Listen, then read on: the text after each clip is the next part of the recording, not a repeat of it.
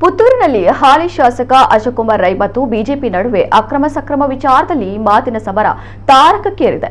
ಹಿಂದಿನ ಅವಧಿಯಲ್ಲಿ ಅಕ್ರಮ ಸಕ್ರಮದಲ್ಲಿ ಮಾಜಿ ಶಾಸಕ ಸಂಜೀವ ಮಠಂದೂರು ಅವರು ಹಣ ಪಡೆದುಕೊಂಡಿದ್ದಾರೆ ಎಂದು 47 ಮಂದಿ ಫಲಾನುಭವಿಗಳು ನನಗೆ ದೂರು ನೀಡಿದ್ದಾರೆ ಎಂದು ಹಾಲಿ ಶಾಸಕ ಅಶೋಕ್ ಕುಮಾರ್ ರೈ ಆರೋಪಿಸಿದ್ದು, ಅಲ್ಲವೆಂದಾದಲ್ಲಿ ಸಂಜೀವ ಮಠಂದೂರು ಅವರು ಮಹಾಲಿಂಗೇಶ್ವರ ದೇವಳಕ್ಕೆ ಆಗಮಿಸಿ ಪ್ರಮಾಣ ಮಾಡಲಿ ಎಂದು ಸವಾಲು ಹಾಕಿದ್ದರು.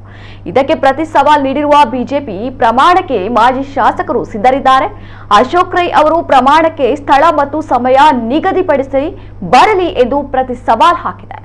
ಬಿಜೆಪಿ ಗ್ರಾಮಾಂತರ ಮಂಡಳ ಅಧ್ಯಕ್ಷ ದಯಾನಂದ ಶೆಟ್ಟಿ ಉಜಿರೆಮಾರು ಅವರು ಸುದ್ದಿಗೋಷ್ಠಿ ನಡೆಸಿ ಈ ವಿಷಯ ತಿಳಿಸಿದರು.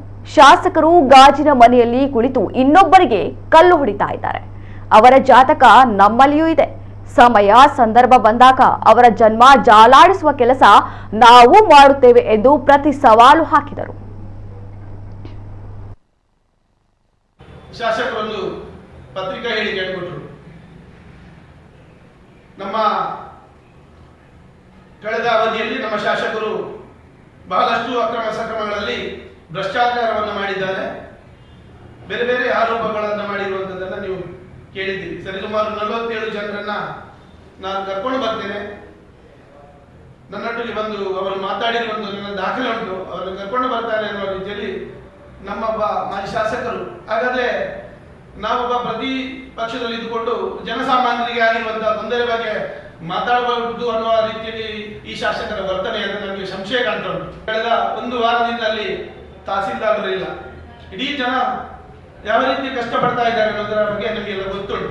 ಹಾಗಾಗಿ ಇದಕ್ಕೇನು ಪರಿಹಾರ ಇರುವ ಅನ್ನೋ ಉದ್ದೇಶಕ್ಕೋಸ್ಕರ ತಕ್ಷಣ ನಾವು ನಮಗೆ ಯಾರೆಲ್ಲ ನಮ್ಮ ಶಾಸಕರ ಬಗ್ಗೆ ಮೊನ್ನೆ ಮಾಜಿ ಈಗಿನ ಪ್ರಸ್ತುತ ಶಾಸಕರು ಆರೋಪ ಮಾಡಿದ್ದಾರೆ, ನಾವು ಆ ಶಾಸಕರನ್ನ ಕರ್ಕೊಂಡು ಬರ್ತೇವೆ.